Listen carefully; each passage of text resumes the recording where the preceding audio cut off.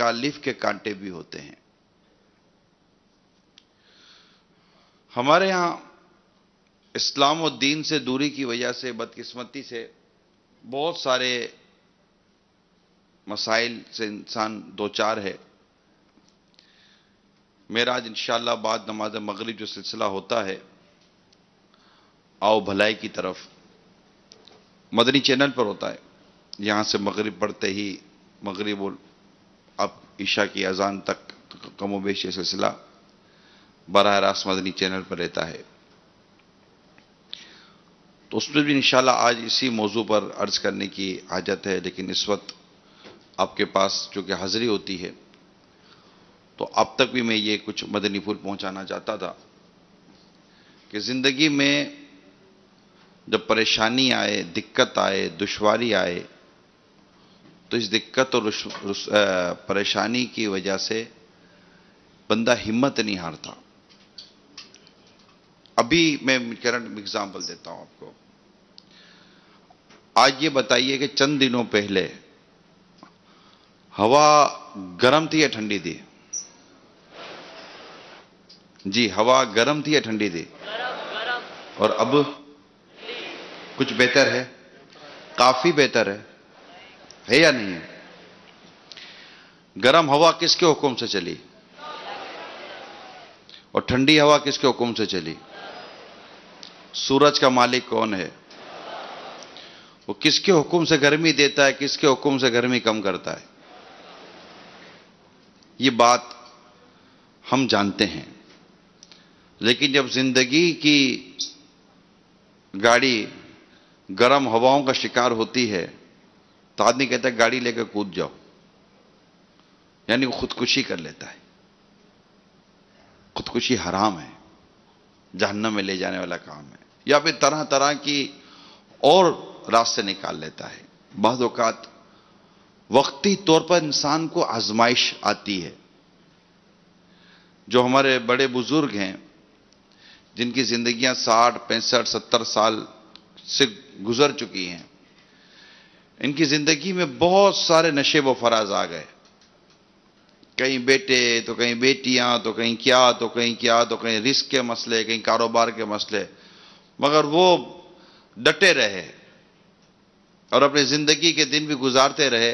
آخر کار ایک عمر تک آ کر یہ پہنچ گیا۔ اب بھی بعض اوقات آزمائشیں آ جاتی ہیں، تو آزمائشوں کا انسان کی زندگی میں آنا یہ ایک نظام ہے، اس پہ تھکنا نہیں چاہیے، ہمت نہیں ہارنی چاہیے، اور اللہ کریم پر بھروسہ کرنا چاہیے۔ وہ ہمارا رب ہے، ہمارا مالک ہے، ہمارا مولا ہے، ہمارا پیدا کرنے والا ہے۔ رزق کا مالک وہی ہے۔ ہم لوگ کی دکان پہ تو لگاتے ہیں واللہ خیر الرازقین، اور وہی سب سے بہتر رزق دینے والا ہے، لیکن گھبراہٹ بھی اسی طرح کی ہوتی ہے۔ توکلت علی اللہ اتنا بڑا بورڈ لگا ہوتا ہے دکان پر، لیکن گھبراہٹ بھی جیسی تیسی ہو رہی ہوتی ہے۔ اب کیا ہوگا، اب کیا ہوگا، اب کیا ہوگا، کیا ہوگا؟ رزق اللہ دیتا ہے، رزق کا مالک اللہ ہے، وہی کرم کرنے والا ہے، وہی فضل فرمانے والا ہے۔ اگر کبھی زندگی میں دھوپ آئی ہے تو چھاؤں بھی وہی لائے گا۔ ایک بات بتاؤ، جب خوشی اور راحتوں کے دن شروع ہو جائے نا تو غموں کا انتظار کرنے کی عادت ڈالیں۔ میں آپ کو مشورہ دے رہا ہوں، کیونکہ جب اجالا آیا ہے نا تو اندھیرا تو آئے گا، اور جب اندھیروں میں گھر جاؤ نا تو اجالے کی امید رکھو کہ جب اندھیرا آیا تو اجالا بھی ضرور آئے گا۔ یہ میں آپ کو تسلی دے رہا ہوں۔ جب آتی ہے نا تو تسلی دینے والے کا کیا حال ہوتا ہے، جس کو تسلی دی جائے اس کا کیا حال ہوتا ہے، وہ ایک الگ میٹر ہے۔ لیکن جب آپ کسی بھی پریشانی کے لیے مینٹلی طور پر پریپیئر ہیں، مینٹلی طور پر آپ تیار ہیں، تو وہ چیز کم صدمہ دیتی۔ مثال کے طور پر ایک شخص کہ آپ کو اچانک اطلاع مل جاتی ہے کہ اس کا انتقال ہو گیا. ہاں، انتقال ہو گیا، کیسے؟ ہائے، بعضوں کا سننے والا بھی آگے پیچھے ہونے والا بن جاتا ہے نا، تکلیف ہو جاتی ہے. کیا کتنی دیر تک تو اس کو سنبھالو.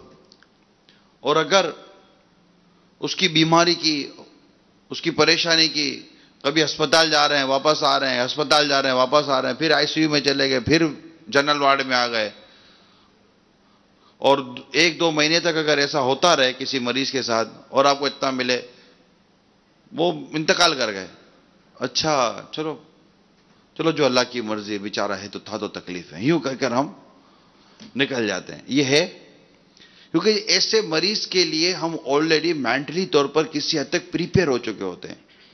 ہمیں چند مرتبہ پتہ چل چکا ہوتا ہے کہ یار یہ بس لگتا اب گئے. جب انسان اپنی کسی بھی پریشانی یا کسی بھی طرح کی چیزوں کے لیے کسی حد تک، میں نہیں کہتا 100%، کسی حد تک اگر مینٹلی طور پر پریپیئر ہونا، تو اس کو فیس کرنا، اس کو سینے پر لینا اور اس میں ہمت و طاقت اور سمجھداری کے ساتھ نکلنا کسی حد تک آسان ہو جاتا ہے. اس لیے میں آپ کو عرض کر رہا ہوں کہ جب اس طرح کے حالات، واقعات انسان کی زندگی میں جب ہوتے ہیں تو ہمیں ضبط کرنا چاہیے، صبر کرنا چاہیے، ہمت کے ساتھ رہنا چاہیے اور دوسروں کو بھی ہمت دلانی چاہیے. آدمی جب مریض کے پاس بھی جاتا ہے نا، اس کو یہ نہیں بولتا، مریض کو کیا ہوا؟ ڈاکٹر نے کینسر، کینسر بول دیا، کینسر بول دیا تم کو؟ کینسر میں تو لوگ طرف کے مرتے ہیں، کینسر میں تو لوگ بستر پر پڑے رہتے ہیں، ان کے تو کمر پہ بھی دانے نکل آتے ہیں. ہاں، کہ کینسر والے کو تو اتنی تکلیف ہوتی ہے، یوں اچھلتے رہتے ہیں. اس کو تو یہ بھی دیا جاتا، اس کو کینسر والا تو 20-25 لاکھ روپے قرضے میں چلا جاتا. تو گیا بھائی، تو مر جائے گا. اب اس کو جب اس طرح بولو گے تو وہ آپ بولنے کے وجہ بولو گے کوئی میرے لیے کام ہو تو بتانا، تو یہی بولے گا کہ آئندہ میرے پاس مت آنا. یعنی اتنے سخت مریض کو بھی ڈاکٹر بھی نہیں کہتا کہ بس آپ مرنے والے ہو، تسلیاں دی جاتی ہیں. گھروں میں بھی ایسے حالات واقع ہو جاتے ہیں. جھوٹی تسلی کی بات نہیں کر رہا، لیکن ایک نارملی شریعت جس کو پسند کرتی ہے اس طرح کی تسلی دینے کی بھی عادت بنائیں. خود نہ مطلب کہ وہ گر جائیں. بعضوں کی طبیعت ہوتی ہے، خون دیکھ کر ان کو چکر آ جاتے ہیں. تو اپنے اندر کسی بھی اللہ نہ کرے آنے والی کسی بڑی پریشانی، بڑی مصیبت، بڑی خبر کے لیے انسان مینٹلی طور پر تھوڑا پریپیئر رہتا ہے نا، تو خودکشی کی طرف نہیں جاتا، حرام موت کی طرف نہیں جاتا، اپنے بچوں کو قتل نہیں کرتا، خود کو قتل نہیں کرتا. اللہ کریم ہم سب کو خودکشی جیسی حرام موت سے محفوظ فرمائے اور ہم سب کو اللہ کریم اپنی ذات پر صحیح معنی میں توکل عطا فرمائے.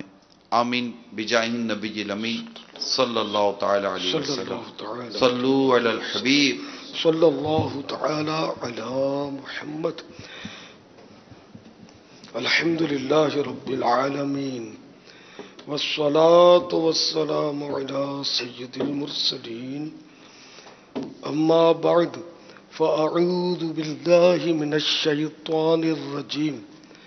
بسم اللہ الرحمن الرحیم.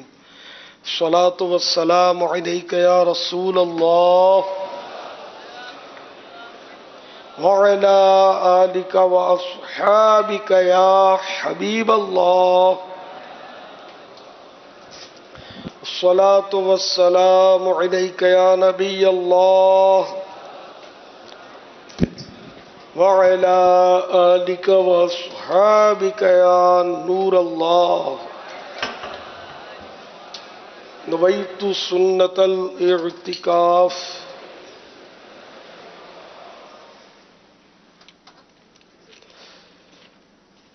رسالہ ضیاء درود السلام، پیج نمبر 8. فرمان مصطفیٰ صلی اللہ تعالی علیہ وآلہ وسلم. جسے یہ پسند ہو کہ اللہ پاک کی بارگاہ میں پیش ہوتے وقت اللہ پاک اس سے راضی ہو، اسے چاہیے کہ مجھ پر کثرت سے درود شریف پڑھے۔ صلو علی الحبیب صلی اللہ تعالی علی محمد۔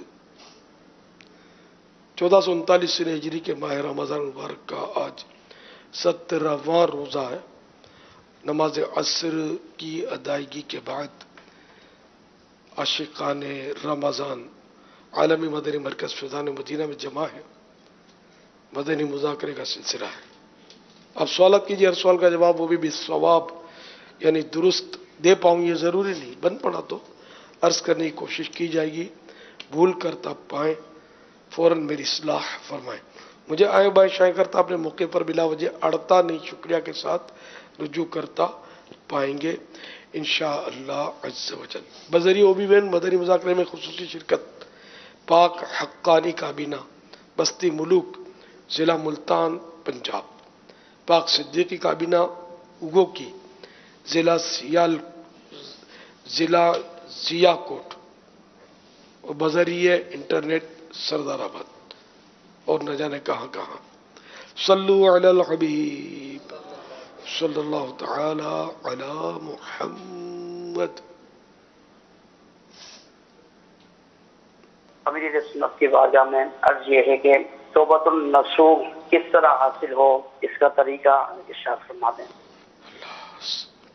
توبہ اگر اپنی شرائط کے مطابق ہوگی، واقعی دل میں گہری ندامت ہوگی تو انشاءاللہ توبۃ النصوح بھی حاصل ہو جائے گی، یعنی باقی رہنے والی توبہ۔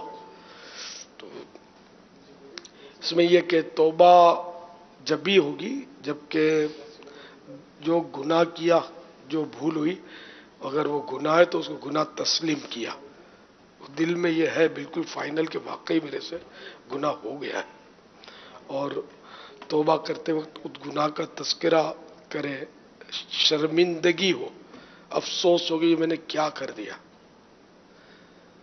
اور آئندہ نہ کرنے کا ایم ہو، پورا عزم ہو، پکا ارادہ ہو کہ اب میں نے یہ گناہ کرنا ہی نہیں ہے، یہ تب توبہ قبول ہوتی ہے۔ توبہ کے یہ ارکان ہے۔ تو ہمارے ایسا نہیں ہوتا، بندہ عام طور پہ گناہ کرتا ہے لیکن یا تو گناہ سمجھنے سے کتراتا ہے، یا وہ یار مجبوری ہے، سب لوگ کر رہے ہیں، چلو آئندہ دیکھیں گے، خیال رکھیں گے، مگر یار میں نہیں بچ سکتا۔ اس طرح کی باتیں کرنے والے کی توبہ نہیں ہے۔ اور پھر یہ بعض اوقات تو طے ہوتا ہے کہ آج گناہ کیا تو کل بھی کرنا تو کرنا ہے، جھوٹ تو بولوں گا میں، مجھے جھوٹ کے بغیر چلتا نہیں ہے، یہ ذہن بن گیا ہے، میرا مال ملاوٹ والا ہے، میں بولوں گا تو لوگ لیں گے نہیں، بول تو نہیں سکتا میں، یا اللہ میری توبہ۔ تو یہ توبہ تھوڑی ہے، نہیں، گناہ پہلے سے طے ہو کہ گناہ کرنا ہے، اور توبہ بھی کرے تو وہ تو ایسا ہے جیسے اللہ تعالیٰ سے مذاق مسخری کرنے والا۔ حدیث پاک میں ہی کہا گیا ہے کہ گناہ کے ارادے نہیں، گناہ کرنا ہے، یہ طے پھر بھی توبہ کر رہا ہے اسی گناہ سے، تو یہ ایسا ہے جیسے اللہ تعالیٰ سے ٹھٹا مسخری کر رہا ہے، اللہ تعالیٰ سے جوک کر رہا ہے، مذاق کر رہا ہے۔ دنیاوی مثال میں اس طرح آپ کو دے سکتا ہوں کہ جیسے کسی کی آپ کو کونی لگی، آپ نے دیکھا اس کی طرف، اس نے کہا سوری لیکن آپ تیار رہیے گا، ابھی میرے پاؤں آپ کا کچل دوں گا، پاؤں بھی پاؤں پر مارنے والا ہوں، اور ہو سکتا ہے گھونسا بھی آپ کو رکھ دوں میں۔ تو اب یہ آپ کا سوری کیا اس کو متاثر کرے گا جس کو آپ نے کونی ماری؟ کہ آپ تو بولتے ہیں میں گھونسا بھی ماروں گا، پاؤں بھی اپنے پاؤں سے کچلوں گا۔ تو اسی طرح یہ مثال دی سمجھا کر کہ اب آپ نے بولا اور پھر بولتا میں بعد میں بولوں گا تو اسے یا اللہ مجھے معاف کر دے، تیری نافرمانی تو کروں گا تو مجھے معاف کر دے، یا اللہ میں آپ کو، یا اللہ تجھے میں ناراض تو کرتا رہوں گا، معاف کر دے۔ تو یہ توبہ کیسی ہے؟ تو مذاق ورنہ جیسے وہ مثال دی میں نے کہ گھونسا ماروں گا، ویری سوری، لات بھی آ رہی ہے، تیار رہنا، ویری سوری، تو یہ تو سوری نہیں ہو، تو میرا مذاق اڑا رہے ہو تم۔ واللہ تعالی اعلم ورسولہ اعلم عز وجل وصلی اللہ تعالی علیہ وآلہ وسلم۔ صلو علی صلی الحبیب اللہ تعالی علی محمد۔ یہ فرقان احمد کر کے ان کا آپ کے فیس بک پیج پر سوال آیا ہے. یہ کہہ رہے میرے دو سوال ہیں. پہلا سوال یہ ہے کہ اگر فجر کی اذان ہونے لگی اس وقت پانی وغیرہ پی سکتے ہیں؟ فجر کی اذان ہونے لگی ہے. بس وہی ہے کہ فجر کی اذان دینی ہوتی ہے صبح صادق کے بعد، سحری کا وقت ختم ہونے کے بعد. تو واقعی سحری کا وقت ختم ہونے کے بعد اذان فجر کی دی گئی ہے. تب تو روزے کا وقت، روزہ آ گیا، شروع ہو گیا، کھانے پینے کا وقت جاتا رہا. اب اگر کھائے گا یا پانی پیے گا، ایک قطرہ بھی پیے گا، روزہ ٹوٹ جائے گا. دوسرا سوال یہ ہے کہ اگر کسی کو پیسے قرض کے لیے دیے ہوں، کیا اس کا بھی زکوٰۃ نکالنی ہوگی؟ اس کی صورتیں ہیں.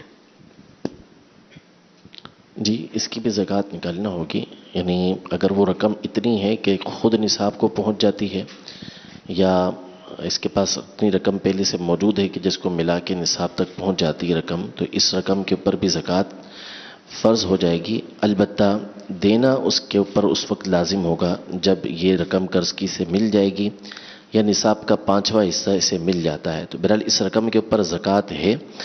بہتر یہ ہے کہ جس وقت اس کے اوپر زکوٰۃ فرض ہوتی ہے اسی وقت اس رقم کی زکوٰۃ بھی نکال دے، ورنہ جب اسے ملے گی تمام سالوں کی ایک ساتھ اس کو نکالنا ہوگی، تو ہر سال اس کی زکوٰۃ نکالتے رہے. وہ بعض اوقات رقم ڈوب جاتی ہے، اس پر بھی زکوٰۃ کی صورت تو ہے. جب آئے جتنے سال چڑھ گئے زکوٰۃ دینی ہوگی.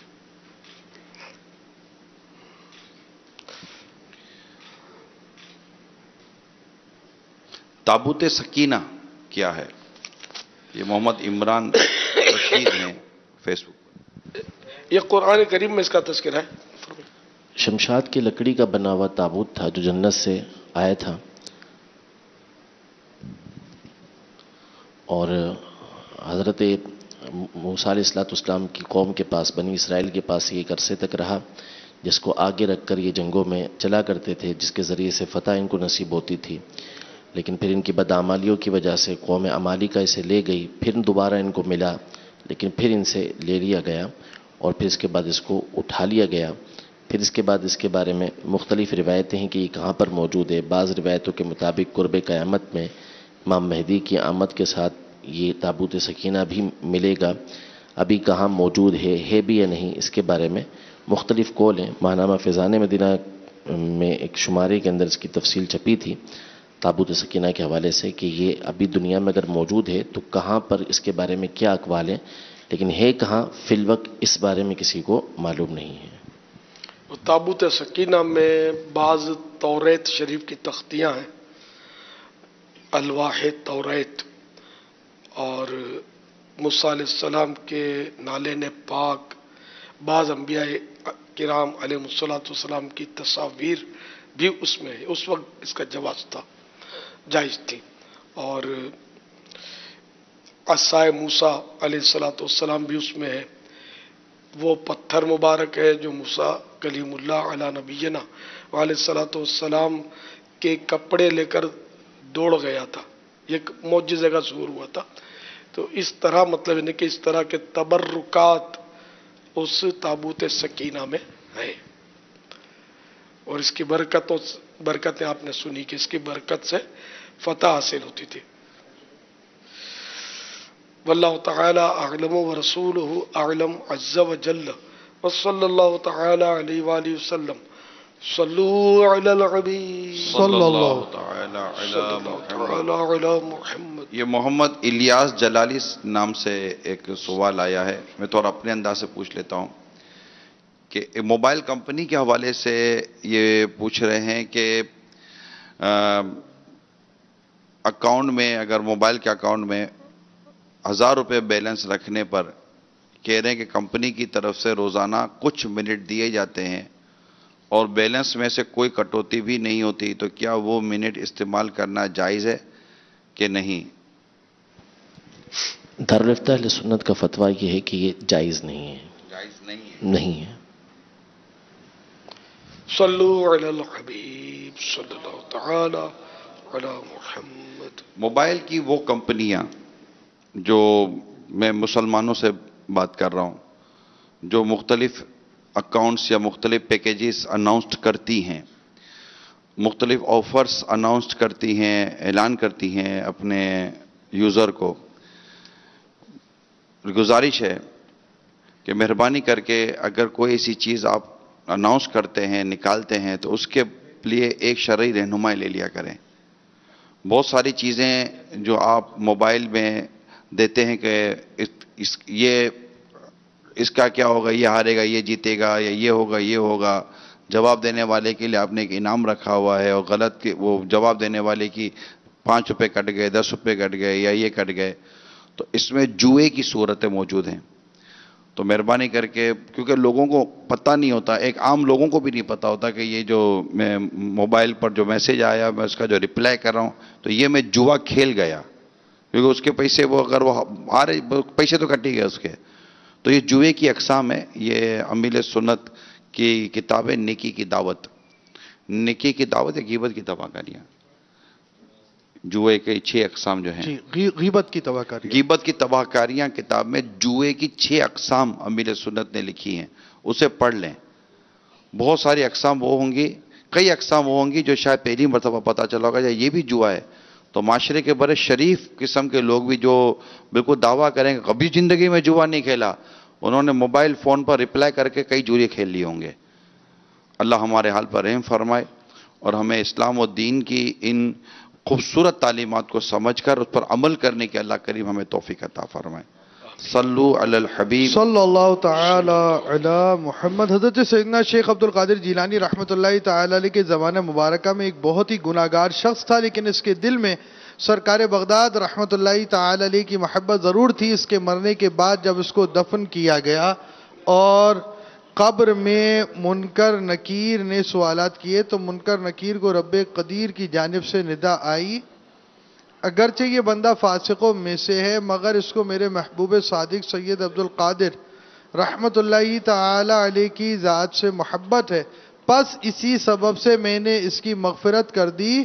اور چونکہ اسے حضور غوث پاک رحمت اللہ تعالی علیہ سے بے پناہ محبت تھی، اس وجہ سے اس کی قبر کو وسیع کر دیا گیا.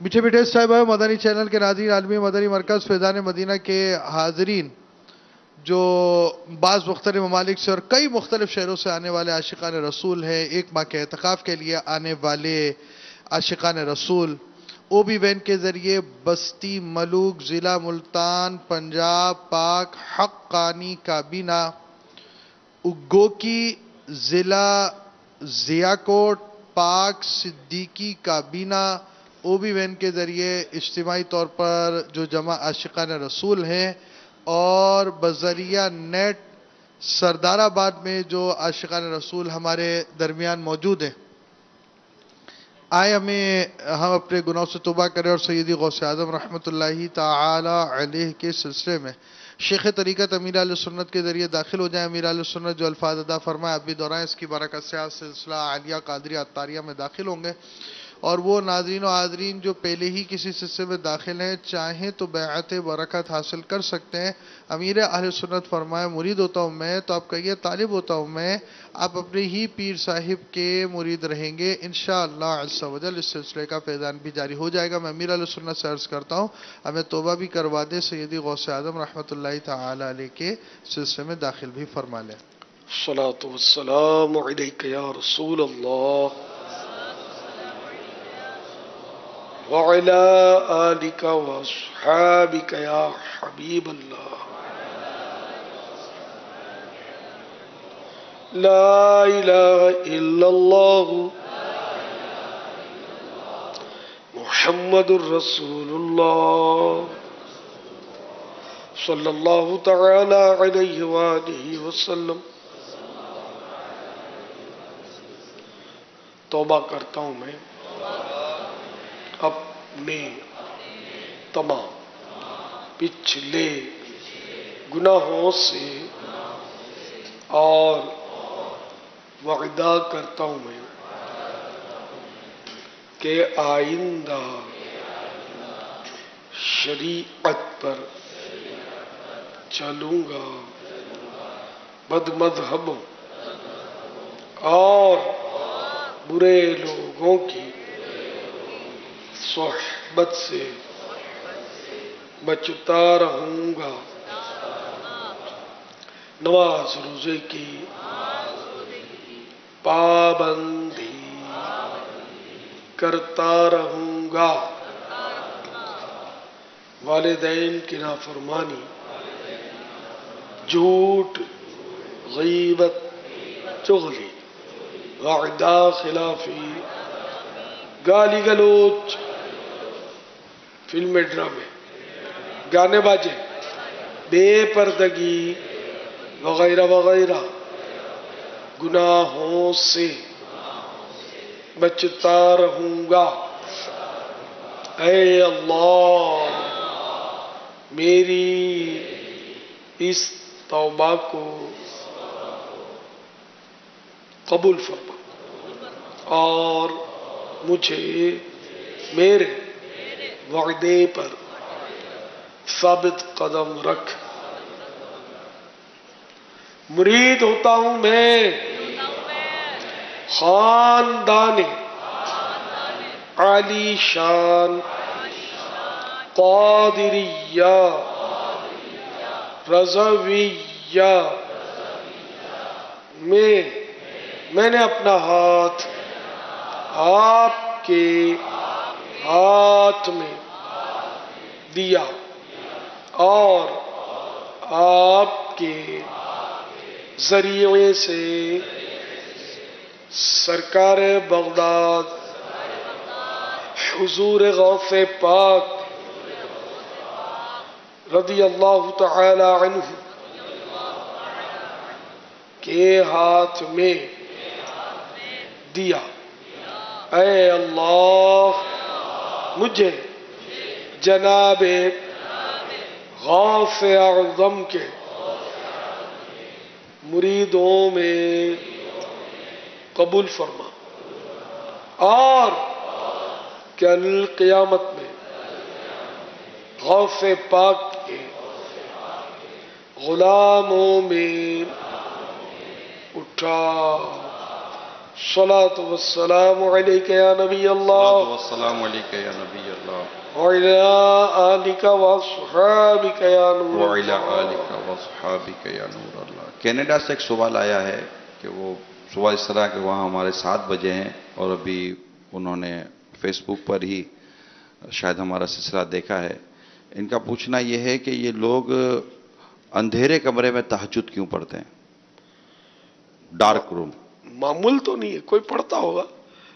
عام طور پہ تو اندھیرے میں آدمی کو وحشت ہوتی ہے، خوف ہوتا ہے، اور اندھیرا ایسا گھوپ اندھیرا ہو اور اندھیرے میں ڈر لگتا ہو، خوف آتا ہو، تب تو نماز پڑھنا جائز نہیں ہے، مکروہ تحریمی ہے، گناہ گار ہوگا۔ اور اگر ڈیم لائٹ ہے، گھبراہٹ بھی نہیں ہو رہی، تو پھر کوئی حرج نہیں ہے۔ پیارے آقا صلی اللہ تعالی علیہ وآلہ وسلم غار حرا میں عبادت کی، تو دن بھی رہے رات بھی رہے وہاں غار میں، اور اندھیرا بھی ہوتا تھا، چراغ لے کر جانا ثابت نہیں ہے۔ تو وحشت تو سرکار صلی اللہ تعالی علیہ وآلہ وسلم کو وحشت کیوں ہوگی؟ ان کے صدقے ہماری وحشتیں اور گھبراہٹیں دور ہوتی ہیں۔ گھر میں بھی ایک دور تھا کہ چراغ نہیں ہوتے تھے۔ بی بی عائشہ صدیقہ رضی اللہ تعالی عنہا کا مشہور واقعہ ہے کہ ایک بار آپ کے ہاتھ سے سوئی گر گئی، اب اندھیری رات تھی اور چراغ نہیں تھا گھر میں، تو اتنے میں پیارے آقا صلی اللہ تعالی علیہ وآلہ وسلم گھر کے اندر داخل ہوئے، تو آپ کے ثنایا علیہ یعنی اگلے دانتوں کی کھڑکی سے نور کی کرنیں نکلی، اس سے کمرے میں اجالا ہو گیا، اور اس اجالے میں بی بی عائشہ فرماتی کہ میں نے اپنی گمی ہوئی سوئی تلاش کر لی۔ سوئی کو فارسی میں سوزن کہتے ہیں، سوزن۔ مولانا حسن رضا خان حسن रहमतुल्लाह ताला अलैह ने इस हिकायत को अपने शेर में यूं नज्म किया है। सूजने गुमशुदा मिलती है तबस्सुम से तेरे, यानी गुमी हुई सुई, या रसूल अल्लाह गुमी हुई सुई आपके मुस्कुराने से मिल जाती है। सूजने गुमशुदा मिलती है तबस्सुम से तेरे, शाम को सुबह बनाता है उजाला तेरा, शाम को सुबह बनाता है उजाला तेरा। यानी रात हो जाए तो आपके नूर का उजाला जो है, यानी आपका नूर, नूर माने उजाला, रोशनी, अगर शाम हो जाए, शाम से मुराद यहाँ रात है, रात हो जाए तो आपके नूर से सुबह हो जाती है, सुबह का समा पैदा हो जाता है, रोशनी हो जाती है। सल्लु अलल हबीब सल्लल्लाहु अलैहि वसल्लम। अच्छा, ये चिराग उन दिनों आ गए थे, लेकिन ये कह रहे हैं कि चिराग बुझ गया था। माशाअल्लाह। उम्मुल मोमिनीन हज़रत सैयदतुना आयशा सिद्दीक़ा रज़ी अल्लाह तआला अन्हा रिवायत फरमाती है, मैं सहरी के वक्त घर में कपड़े सी रही थी कि अचानक सुई हाथ से गिर गई और साथ ही चिराग भी बुझ गया। इतने में मदीने के ताजदार मंबए अनवार सल्लल्लाहु तआला अलैहि वसल्लम घर में दाखिल हुए और सारा घर मदीने के ताजवर सल्लल्लाहु तआला अलैहि वसल्लम के चेहरे अनवर के नूर से रोशन व मुनव्वर हो गया और गुमशुदा सुई मिल गई। अल कौलुल वदी, पेज नंबर 302। और ये रिसाला जो है मकतबतुल मदीना का, सिया फाम गुलाम।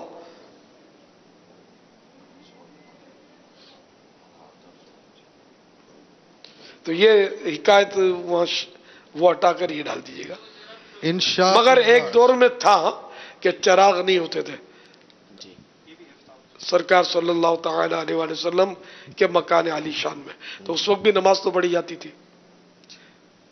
तो सराहतन हदीसों के अंदर है कि नमाज पढ़ने का हज़रत मैमुना रज़ी अल्लाह तआला अन्हा ने इरशाद फरमाया, और उसमें अल्फाज ही हैं कि उन दिनों घरों के अंदर चिराग नहीं थे, अल्फाज ही। अच्छा, अंधेरे में बापा, मामूली अंधेरा अपनी जगह, इसमें इसके जुजियात तो मिलते नहीं अंधेरे में, वो बहुत ज़्यादा ऐसी वहशत के जो नमाज तोड़ने पे मजबूर कर दे और बंदा तवज्जो दे ना पाए, तो ऐसी सूरत में नमाज की कराहत का कौल किया गया है। जी, मैंने क्या कहा, यही कहा ना, वहशत होती है। चाहे वहशत की वो एकदम ने क्या है, बहुत सख्त घबराहट होती हो, जबकि नमाज तोड़ने पर बंदा मजबूर हो जाए, खौफजदा हो जाए, तो मकरूह तहरीमी। अगर थोड़ी बहुत घबराहट होती है तो मकरूह तहरीमी नहीं है, इजाजत है नमाज पढ़ने की। जज़ाकल्लाह। जिला सियालकोट में मदनी मुन्ने हमारे साथ वो प्ले कार्ड उठाए हुए हैं और फैज़ान सखावत आयशा रदी अल्लाह तआला अन्हा जारी रहेगा, फैज़ान आयशा सिद्दीक़ा रदी अल्लाह तआला अन्हा जारी रहेगा। और कुछ शेर लिखा हुआ है इन्होंने, सलाम किया। और फैज़ान शोहदाए बद्र जारी रहेगा इंशाअल्लाह सवजल। और एक और भी आखिर में एक आध प्ले कार्ड और भी है, और ये हमारे साथ शामिल हैं। हम एक सवाल भी चला रहे हैं और इनको मशवरा भी दे दूं, आप जब तक पढ़ते रहेंगे ये बढ़ते रहेंगे। इसमें यह है कि बेहतर यह है कि प्ले कार्ड वाइट हो और इस पर लिखाई ब्लैक हो और मोटे कलम से हो, कम से कम अल्फाज हो, तो दूर से पढ़ना आसान होगा। अब देखो, ये गुलाबी प्ले कार्ड है, पिंक, और इस पर लिखा हुआ शायद रेड है, تو یہ پڑھا نہیں جا رہا. فیضان قرآن. پھر بھی فیضان قرآن آپ نے پڑھ لیا, مجھ سے نہیں پڑھا جا رہا تھا. نیچے اور بھی باریک حروف ہے, تو یہ فیضان قرآن جاری رہے گا. اب دیکھو کتنا زوم کرنا ہوا اس کو, نیچے پھر گڑبڑ ہو گئی. مدرسۃ المدینہ لنگر پور وال, اب بہرحال پڑھنے میں دشواری ہو رہی ہے. تو وائٹ کارڈ ہو, بلیک اور موٹے قلم سے لکھائی ہو اور کم سے کم الفاظ ہو, تو یہ پڑھنے والے کو, یعنی مقصد تو پڑھانا ہوتا ہے تو یہ حاصل ہوگا. فیضان شہدائے احد, شہدائے بدر جاری رہے گا. اچھا, اس میں بھی لکھنے میں بھی مدرسۃ المدینہ شنکر پور جمال پور. اچھا, اس میں یہ کہ لکھائی بھی جس کا خط اچھا ہو, ہینڈ رائٹنگ اچھی ہو, اس کے ذریعے اگر لکھوایا جائے گا نا تو پڑھا جائے گا. یہ ایسا لکھوانا پڑتا ہے پینٹر سے. صحیح اگر ریزلٹ لانا ہو نا تو تھوڑا خرچہ کرنا پڑے, 150-200 روپے, اور پینٹر کو ہم لکھ کر دیں کاغذ پر, وہ اپنے ٹیکٹ ہوتا ہے ان کے پاس, وہ اس طرح لکھ کر دیں گے تو پھر جس کی آنکھیں کمزور ہو نا وہ بھی شاید پڑھ لے. میں اتنا خرچہ کرنے کی کیا ضرورت ہے, اتنی جو رقم اس پہ لگائیں گے, اگر کوئی اپنے جیب سے لگاتا ہے تو اس کو چاہیے کہ اتنے پھل وغیرہ افطاری لے کر کسی غریب کے گھر پہ, جن کو آپ جانتے ہو نا, ان کو دے آئے, کہ بچے کھائیں گے دعا دیں گے. اور دعوت اسلامی کے مدنی عطیات سے تو یہ کام ویسے بھی نہیں کرنے ہوتے, تو ظاہر یہ جیب سے ہی کرتے ہوں گے. ماشاءاللہ, چلو محنت کیے بیچارے کھڑے ہیں, دیکھیں. صلو علی الحبیب صلی اللہ تعالی علی محمد. عورتیں اپنے بالوں میں جورا باندھتی ہیں, سوال یہ تھا کہ کیا اس میں سر پر مسح ہو جائے گا؟ مسے کو تو ہونے کو تو ہو ہی جائے گا نا, بال تو موجود ہیں. 1/4 سر کا مسا یہ فرض ہے, اور پورے سر کا مسا سنت المؤکدہ ہے. اب جوڑا تو سر سے جدا ہوتا ہے, اس کے بال تو الگ سے لٹکے ہوئے ہوتے ہیں. اچھا, اوپر کا جوڑا بھی بنتا ہے, یہ ہمبوڑا جو میمنی میں بولتے ہیں, وہ تو چوٹی ہوتی ہے ایک تو, اور جوڑا نہیں یوں بالکل ہمبوڑا بنا دے گول گول. جوڑا تو چلو اب وہ جوڑا اوپر چڑھ گیا ہوگا. پہلے ہم نے دیکھا پیچھے بناتے تھے جوڑا عورتیں. ہاں اوپر آ گیا ہے, پہلے نیچے ہوتا تھا. میں صحیح بولتا ہوں, اب پہلے نیچے, کیا کہنا آپ کا, پہلے پیچھے ہوتا تھا, اب ترقی ہو گئی ہے. بڑی بوڑھیاں اب بھی ہو سکتا ہے پیچھے کرتی ہوں. تو ہم آمبوڑو بولتے ہیں میمنی میں اس کو, اردو میں اس کو جوڑا. بہرحال یہ کہ اوپر ہو یا سائڈ پہ ہو تو جوڑے پر مسا ہو جائے گا نا, سنت ادا ہوگی. یعنی پانی تو جڑ تک پہنچانا ہوتا ہے نا, مسے میں کا جڑ تک پہنچانا ہوتا ہے, وہ تو اس میں غسل میں جڑ سمیت تو دھلنا ہوتا ہے پورا بال. مسے میں مسا اس کو بولتے ہیں کہ جس جگہ پر مسا کرنا مقصود ہے وہاں پانی کی تری پہنچ جائے. پانی کی تری, گیلا پانی, وہ حصہ گیلا ہو جائے, سمجھو تری پہنچ جائے. اب یہ تری آپ نے ہاتھ سے لگائی یا برسات سے ہوئی, بلکہ اگر شبنم سے ہو جائے, تری پہنچ جائے, شبنم کرو فیگ فگ, شبنم کا تو وہ نہیں ہے, لیکن یہ فوگ جو ہے نا, وہ تو دھواں, وہ جو, اچھا وہ جو ہو جاتا ہے نا پانی تو اس میں ہوتا ہے نا, اس کو فوگ کہتے ہیں. اوس تو اوس, ہاں یہی اوس, شبنم, اس کا مختلف نام ہے, اس کا انگلش نام نہیں پتا. تو بہرحال یہ کہ شبنم بھی جن کو مانا پتا ہے شبنم کے, ان کے لیے گجراتی میں اس کو جھاکڑ بولتے ہیں, جھاکڑ. دھمس بھی بولتے ہیں. تو تری پانی کی پہنچنی یہ مطلب چاہیے, دھلنا ضروری نہیں ہے، مسے میں دھلنا نہیں ہے، تری پہنچنا ہے. اگر دھل بھی گیا تب بھی مسا تو ہو ہی گیا کہ تری تو پہنچی گئی. صلو علی الحبیب صلی اللہ تعالی صلی علی اللہ تعالی محمد. علی محمد. سوال یہ آیا ہے کہ اگر حضور اکرم صلی اللہ تعالی علیہ وسلم خواب میں تشریف لائیں تو کیسے پتا چلے کہ حضور ہی تشریف لائیں؟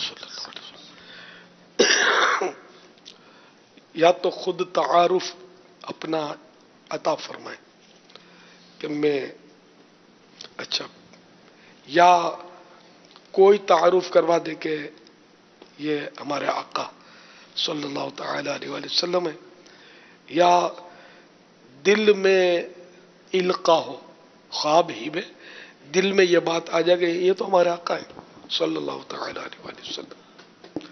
واللہ تعالی اعلم ورسولہ اعلم عز وجل وصلی اللہ تعالی علیہ وآلہ وسلم. صلو علی الحبیب صلی اللہ تعالی علی محمد. رحمتوں والا، برکتوں والا، پیارا پیارا مہینہ رمضان چل رہا ہے. ماہ رمضان میں قرآن پاک بھی نازل ہوا. پیارے امیر سنت قرآن پاک کی سورہ کوثر کی ہم تلاوت بھی کرتے ہیں اور ہم یاد بھی کرتے ہیں. آپ اس کا ترجمہ بتا دیں اور یہ کب نازل ہوئی؟ ماشاء اللہ. سورۃ الکوثر کا ترجمہ کنزور ایمان. اے محبوب، بے شک ہم نے تمہیں بے شمار خوبیاں عطا فرمائیں، تو تم اپنے رب کے لیے نماز پڑھو اور قربانی کرو. بے شک جو تمہارا دشمن ہے وہی ہر خیر سے محروم ہے. شان نزول: جب سید المرسلین صلی اللہ تعالی علیہ وآلہ وسلم کے فرزند حضرت قاسم، فرزند میننگ سن، حضرت قاسم رضی اللہ تعالی عنہ کا وصال ہوا، یعنی انتقال ہوا، تو کفار نے اپنے آپ کو ابتر، تو کفار نے آپ صلی اللہ تعالی علیہ وآلہ وسلم کو معاذ اللہ ابتر یعنی نسل ختم ہو جانے والا کہا، اور یہ کہا کہ اب ان کی نسل نہیں رہی،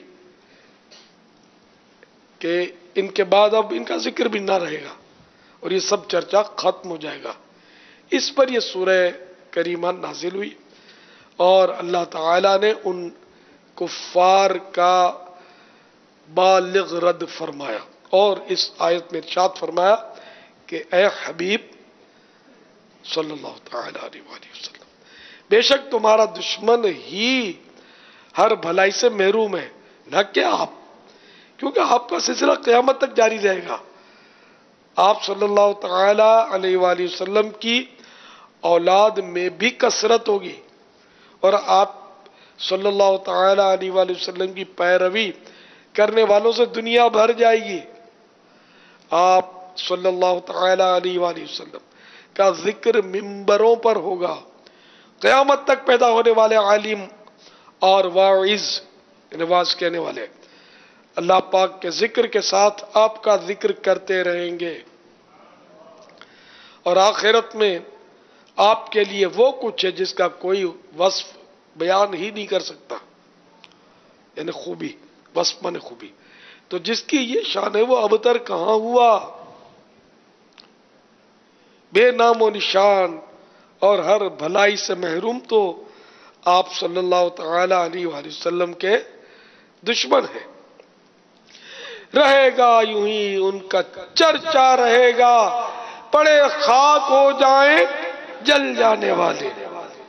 صلو علی الحبیب صلی اللہ تعالی علی محمد. میرا یہ سوال ہے کہ میں ایک ملازم ہوں، تو مجھے یہ جاننا تھا کہ میں ملازم کے کیا کیا جو ہیں وہ مسائل ہوتے ہیں بنیادی جن کا جاننا فرض ہوتا ہے. تو میں یہ جاننا چاہتا ہوں کہ ملازم کے کون کون سے جو ہیں وہ مسائل ہوتے ہیں جن کا جاننا بہت زیادہ ضروری ہے ایک ملازم کے اوپر. اللہ اکبر. اس میں یہ ہے کہ وہ حلال کمائی کے 50 مدنی پھول ایک رسالہ ہے، زیادہ بڑا نہیں ہے. اس میں मुलाजिम के भी मदनी फूल हैं, मुलाजिम रखने वाले के भी मदनी फूल हैं, उनके लिए भी। अब क्योंकि मुलाजिम मुख्तलिफ तरह के होते हैं, तो इसलिए वो आप अपने लिए उसमें क्या आपकी मुलाजमत किस तरह की है। बाज तो दिन रात के मुलाजिम होते हैं, बाज 8 घंटे के होते हैं, बाज ज़रूरत के मुलाजिम होते हैं, बाज अजीर यानी अजीर मुश्तरक होते हैं, कोई अजीर ख़ास होता है, कोई अजीर आम होता है। तो इसलिए वो बहार शरीयत हिस्सा 14, इसमें भी तफसीली मसाइल हैं इसके, जो इस मुख्तसर से वक्त में सारे मसाइल ज़रा पेश कैसे करें। हलाल रोजी कमाने के 50 मदनी फूल, वो रिसाला आप हासिल कर लें या वेबसाइट पर देख लें। मैं अर्ज कर चुका था ये, नहीं हो जाता है, शाम का वक्त है। सल्लु अलल हबीब सल्लल्लाहु तआला अला मुहम्मद। अहमद रज़ा आपसे सवाल ये कर रहे हैं कि अगर कोई वुज़ू से पहले बिस्मिल्लाह अल्हम्दुलिल्लाह पढ़ना भूल जाए तो क्या वो वुज़ू के दरमियान में पढ़ सकता है? क्या उसको फजीलत हासिल हो जाएगी शुरू में पढ़ने से जो शुरू पढ़ने हासिल होती है? सल वुज़ू से पहले अल्लाह का नाम लेना ये सुन्नतुल मुअक्कदा है, और बिस्मिल्लाह ये भी अल्लाह का नाम लिया इसमें, तो बिस्मिल्लाह पढ़ना ये मुस्तहब, यानी इस तरह अल्लाह का नाम लेना, वरना मुतलकन यानी बिल्कुल अल्लाह का नाम लेना ये सुन्नतुल मुअक्कदा है। और बिस्मिल्लाह ना पढ़ी तो आज़ाए वुज़ू के गुनाह तो झड़ते हैं, लेकिन बिस्मिल्लाह पढ़ने से पूरे बदन के गुनाह झड़ जाते हैं। तो अब ये कि बीच में बिस्मिल्लाह पढ़ना याद भूल गया, क्या करें? तो खाने में, खाने का यहाँ कयास कैसे करें वुज़ू में? जी जी, अच्छा सराहत है कि वुज़ू बीच में याद आया तो क्या करें? अब वुज़ू की तकमील कैसे हो इसके? दोबारा करें बिस्मिल्लाह पढ़ के शुरू उसकी इस्लाह के लिए? अच्छा जी, अच्छा अच्छा, तो उसूल है असल में कि फजीलत के लिए नस अलग से चाहिए होती है। तो जी उसूल है फजीलत के लिए नस चाहिए होती है अलग से। तो अब यहाँ पर जब पहले ही के लिए नस है, वो तो खाने के लिए अलग से है, जी जी, तो यहाँ पर नस यानी कुरान और सुन्नत की कोई ना कोई स्वाद से नस है, कुरान और हदीस की दलील नस बने, नुसूस इसकी जमा। अच्छा, हाँ तो बहरहाल ये कि वो तो अब भी यानी एक पीछे हमारे इस्लामी भाई हैं जो आलिम हैं, वो फरमा रहे हैं कि अपने बीच में अगर ये भूल गया तो नहीं पढ़ सकता, फजीलत हासिल नहीं होगी, है ना? आप मुफ्ती साहब भी यही फरमा रहे हैं, ठीक है? इसको मतलब आप बीच में पढ़ने से वो फजीलत लौटेगी नहीं उसकी। अच्छा, अब नए सिरे से पढ़कर वुज़ू शुरू करे नहीं करे इसकी भी कोई दलील फिलहाल नहीं है। कुछ कुछ याद पड़ता है मुझे, लेकिन अब वो मेरे को अपनी याददाश्त पर भरोसा नहीं है इस वक्त कि इस तरह का कोई हो जाए कसूर तो असर है नो, लेकिन कंफर्म नहीं है। अब कहां पढ़ा ये भी नहीं याद मुझे।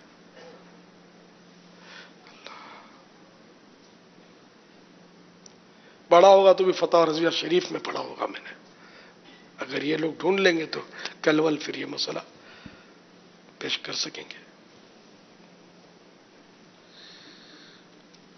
सवाल यह है कि कहते हैं कि मेहंदी लगाना सुन्नत है, आपकी मेहंदी का कलर बहुत अच्छा होता है, आप कौन सी मेहंदी लगाते हैं और इसमें क्या डालते हैं?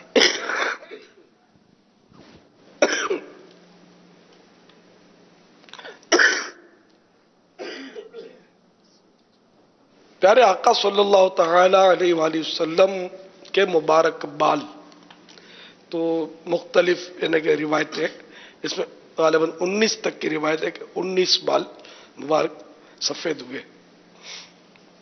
کم جس نے جتنے دیکھے جن صحابی نے انہوں نے وہ روایت کیے. اس لیے وہ مہندی لگائی نہیں لگائی یہ مطلب البتہ ورس کوئی یمن شریف کی گھاس ہوتی ہے اس کا کوئی عرق وغیرہ یا پانی لگایا تھا ورس، اس سے بال پیلے ہوئے تھے جو سفید تھے. تو مہندی البتہ بعض صحابہ کرام علیہ رضوان کو دیکھ کر مہندی داڑھی میں لگانا بالوں میں پیارے آقا صلی اللہ تعالی علیہ وآلہ وسلم نے پسند فرمایا. اب مسئلہ یہ ہے کہ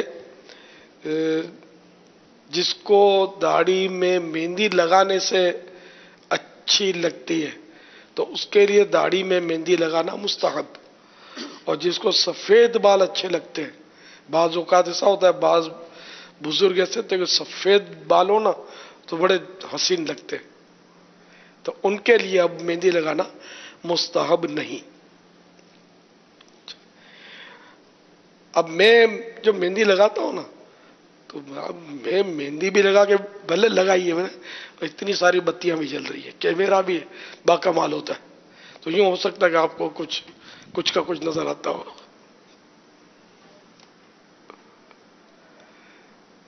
اب میں مہندی فلاں لگاتا ہوں بولوں گا تو یہ ایڈورٹائزمنٹ ہو جائے گی، یہ مسئلہ کھڑا ہوگا.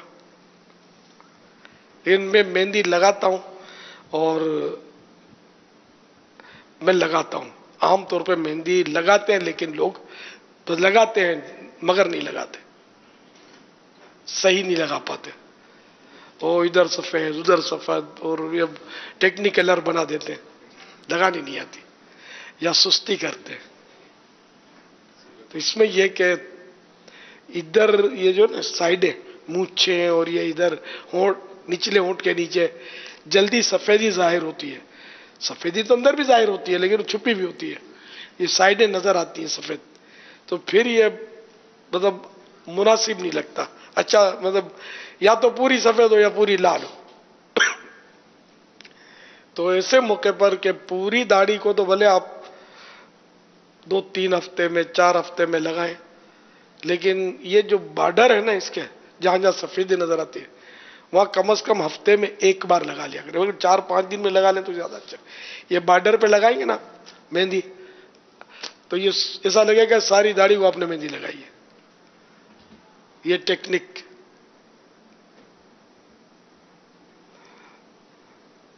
تو یہ آپ چاہیں تو کر سکتے ہیں، تو آپ کو یہ لگے گا یار بہت اچھی لگتی ہے داڑھی، لال داڑھی لگتی ہے.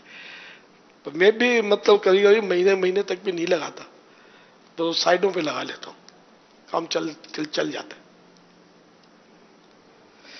واللہ تعالی اعلم ورسولہ اعلم عز وجل وصلی اللہ تعالی علیہ وآلہ وسلم. صلو علی الحبیب صلی اللہ تعالی علی محمد. بیٹی کو بہت غصہ آتا ہے، کیا کریں؟ غصے کا علاج کرے. اس کا رسالہ مکتبۃ المدینہ نے چھاپا ہے، وہ حاصل کرے. غصہ اب بیٹی کو غصہ آتا ہے، ماں پوچھ رہی ہے، تو ماں کے علاج سے تو مطلب آگ جلتی پہ تیل پڑے گا. ماں اگر یہ غصہ کرے گی، ماں بپھرے گی تو یہ بھڑکے گی تو پھر تو کچھ کا کچھ ہو جائے گا. اب جس کو غصہ آتا ہے علاج تو اسی نے کرنا ہے، اور ماں کو چاہیے کہ بیٹی جب غصے میں ہو نا تو قفل مدینہ لگا لے تو مسئلہ حل ہو جائے گا. یا ایک مطلب کاغذ پر ایک دائرہ بنائے، پھر بیچ میں دائرہ بنائے، پھر اس کے بیچ میں ایک دائرہ بنائے، وہ کاغذ بند کر کے پلاسٹک میں یا کوٹنگ کر لے تو اچھا ہے، تاکہ پھر اس کی لاسٹنگ بڑھ جائے گی، یعنی کہ ٹھہراؤ بڑھ جائے گا اس کا. اور یہ اپنی داڑھوں کے نیچے ماں دبا لے، اور بیٹی جتنا زیادہ غصہ کرے اتنا زیادہ یوں دبائے تو اللہ کرے گا تو ترکیب بن جائے گی انشاءاللہ.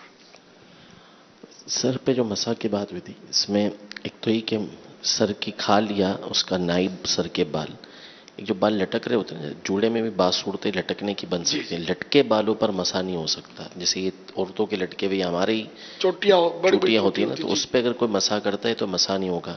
اسی طرح جوڑا بنا لیا کہ جو لٹکا ہوا لٹکی ہوئی صورت بن گئی، اسی کے اوپر مسا کر ڈالا تو ایسے مسا نہیں ہوگا. سر پر جو بال ہے نا اس پہ مسا کرے گا تو مسا ہوگا. سر کی رینج سے جو باہر ہیں بال، جی ان پر مسا کرنا مفید نہیں ہے. جی ہاں جو سر کی رینج میں انہی بالوں پر مسا کرنا ہے. لیکن جب جوڑا بنائیں گے نا تو وہ بال بھی اس میں بندھن میں آ جائیں گے جو سر کے رینج میں ہیں. جزیہ یہ ہے کہ جو لٹکے ہوئے بال ہیں جی ہاں ان کے اوپر مسا نہیں ہوگا. جی.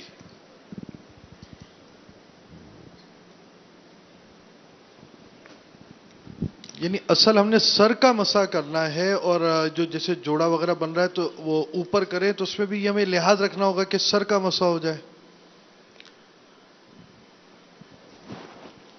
ہے تھوڑی اس میں غور و فکر کرنے کی ضرورت. سوال چلا رہے. جی میں ہوں شارجہ میں رہتا ہوں، تو پاکستان گیا تو سوال بھیجا تو میں نے لکھا فرام شارجہ سے.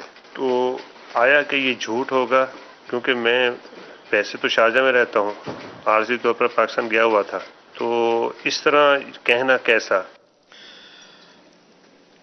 ویسے تو یعنی جھوٹ کی جو ڈیفینیشن ہے وہ یہی ہے کہ ایسی بات جو حقیقت سے الٹ ہو. تو اب جب آئے آپ باب المدینہ میں کراچی میں، پھر ہیں بھی کراچی کے، سمجھے، یا بہرحال کہیں کے بھی ہوں. اب شارجہ کے پرمیننٹ تو ویسے بھی نہیں ہے، لیکن درست یہی ہے کہ جہاں سے بول رہا ہے وہاں کا بولے کہ میں فلاں جگہ سے بول رہا ہوں. اب اگر بھول میں نکل گیا کہ شارجہ سے بول رہا ہوں تو پھر گناہگار نہیں ہوگا، ارادتاً تو نہیں جھوٹ بولا نا. یہاں فیضان مدینہ میں آتے ہیں بولتے ہیں ہم زمزم نگر سے بول رہا ہوں، میں مرکز الاولیاء لاہور سے بول رہا ہوں، تو مجھے یاد دلانا پڑتا ہے. یہ خصوصی جو مدینی مذاکرہ ہوتا ہے نا جو لائیو نہیں ہوتا تو ہے نا، مطلب بازو کا ٹھیک ٹھاک چٹکلے بنتے ہیں کیا کیا بول رہے ہوتے ہیں. تو میں پھر ان کو لے آتا ہوں کہ بھائی آپ کہاں ہیں ابھی فیضان مدینہ میں، واپس کہاں کہاں نکل جاتے ہیں، وہاں سے بول رہا ہوں یہاں سے بول رہا ہوں. گھبراہٹ میں بھی بعض وقت ہو جاتا ہے. تو اب بیچاروں کی نیت نہیں ہوتی، نہ پتہ ہوتا ہے، ان منہ سے نکل جاتا ہے، تو اس کو گناہ بھرا جھوٹ نہیں کہیں گے.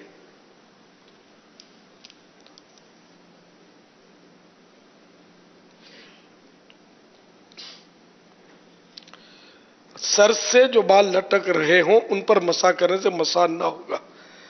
درست، اس میں تو کوئی مطلب اشکال نہیں ہے. اشکال اس میں ہے کہ جوڑا بنایا تو اب سر کی رینج میں جو بال ہیں وہ بھی اس کی لپیٹ میں آ گئے، تو اس پر تری پہنچے گی نہیں اصل.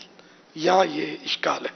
تو آیا سنت ادا ہوگی، یعنی فرض تو ادا ہو جائے گا کہ اور سائڈوں پہ اتنے بال ہوتے ہیں کہ جو چوتھائی سر سے زیادہ ہی ہوتے ہیں جن پر پانی پہنچتا ہے.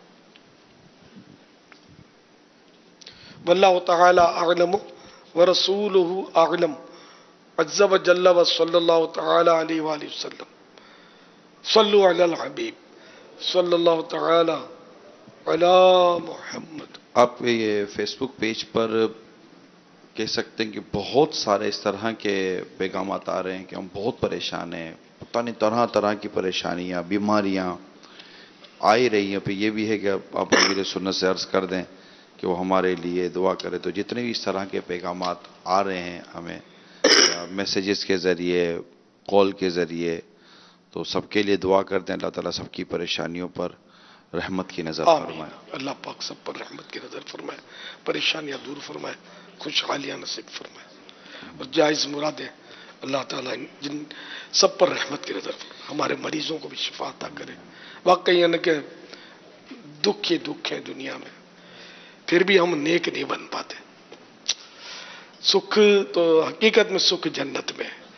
یہ حقیقت ہے کہ جنت میں دکھ ہے ہی نہیں، نہ ٹینشن، نہ دکھ، نہ بیماری، کسی قسم کی تکلیف جس کو تکلیف کہتے ہیں نا وہ جنت میں نہیں ہے. اس نعمتوں بھری جنت کے لیے ہم کوشش نہیں کر پا رہے کہ یہ دنیا کا تو وہ تھوڑا سا سفر ہے، آج گئے کہ کل گئے. حقیقت ہے यानी कि बिल्कुल यानी कि वीजा लग गया है, अब वो सीट कंफर्म हो चुकी है, तो हमें नहीं पता उसके टाइम रवानगी का, बस तैयारी है बिल्कुल। कितने ऐसे जवान होते हैं, दिन को जवान होते हैं, शाम को बेचारे जवान होते हैं, लेकिन एक्सीडेंट हो जाता है तो फिर से दीवार गिर जाती है, जलजला आता है तो कितने जवानों को, बूढ़ों को, बच्चों को ले जाता है। हम तैयारी नहीं कर रहे। थोड़ा सा सफर होता है तो इसके लिए कई दिन से तैयारी होती है कि जाना है, ये भी लेना है, वो भी लेना है, ये भी लेना है। और ये ऐसा सीरियस सफर है कि जिसके बाद वापसी मुमकिन नहीं है, सफर भी तवील है। उसके लिए हमने कोई सामान्य सफर का पड़ी भी नहीं होता इसके, बल्कि एंटी काम कर रहे हैं, वो सामान जमा कर रहे हैं जो सफर में ज्यादा परेशान करेगा। माअज़ल्लाह, अल्लाह ताला से उसकी रहमत की भीख मांगते हैं, अशर मगफिरत है, रब करीम हमारी मगफिरत फरमाते हैं। या वासिअल मगफिरत इग़फिरली, या वासिअल मगफिरत इग़फिरली, या वासिअल मगफिरत इग़फिरली, सुब्हानक अल्लाहुम्मा व बिहम्दिका ला इलाहा इल्ला अंता अस्तगफिरुका व अतूबु इलैक, सुब्हानक अल्लाहुम्मा व बिहम्दिका ला इलाहा इल्ला अंता अस्तगफिरुका व अतूबु इलैक, सुब्हानक अल्लाहुम्मा व बिहम्दिका ला इलाहा इल्ला अंता अस्तगफिरुका व अतूबु इलैक। सल्लल्लाहु तआला अला मुहम्मद। मीठे मीठे और प्यारे प्यारे इस्लामी भाइयों, अब माह रमज़ान के कमो बेश 12 रोज़े रह गए हैं और अनकरीब अब ये है कि अशरा मग़फ़िरत भी हमसे रुख़सत हो जाएगा। तो अमीर सुरंद ने जैसे इरशाद फरमाया कि हम तैयारी करें अपनी बात की, सफ़र की, आखिरत की। वाकई टेंशन, परेशानियां, घबराहटें, घर में परेशानियां, औलाद की परेशानियां हैं, लेकिन हम नमाज इबादत की तरफ नहीं आ रहे। दावत इस्लामी के महकमे के मदनी माहौल से वाबस्ता रहें, मदनी चैनल देखते रहें, हफ्तावार इज्तिमात में, मदनी मुज़ाकरों में, मदनी काफ़लों में सफ़र भी करें, शिरकत भी करें। अब यहाँ होने वाले दर्स फ़ैज़ान सुन्नत में, मदरसतुल मदीना बालिगान में, इस तरह दावत इस्लामी के इस्लामी भाइयों के साथ आप मिलें, इनसे वाबस्ता रहें। या आपको दावत देते हैं इज्तिमात वगैरह की, इनके साथ हिम्मत करके सफ़र कर जाएं तो दुआएं भी होती हैं, नेक लोगों की सोबत मिलती है और फिर इसमें सब्र भी मिलता है, क़नाअत भी की भी नेमत नसीब होती है और बहुत सारे फ़वाइद ही फ़वाइद हैं। अल्लाह की रहमत से उसकी जब इताअत और फरमाबरदारी की तरफ आते हैं तो बहुत सारे रास्ते खुल भी जाते हैं। तो इसमें हिम्मत करें और दावत इस्लामी के मदनी माहौल से आप भी वाबस्ता हों। घर की इस्लामी बहनों को इस्लामी बहनों के मदनी कामों में से वाबस्ता करें। अपने मदनी मुन्नों को दावत इस्लामी के दारुल मदीना, मदरसतुल मदीना, जामिअतुल मदीना है, मदनी मुन्ने, मदनी मुन्नियाँ, इस्लामी भाई, इस्लामी बहनें, बेटे बेटियाँ, इन सबको दावत इस्लाम के मदनी माहौल की तरफ लेकर आएँ। अल्लाह के रहमत से मदनी माहौल हमें ज़हनी और क़ल्बी सुकून देने का सबब बन जाएगा इंशाअल्लाह। सल्लू अलल हबीब सल्लल्लाहु अलैहि वसल्लम।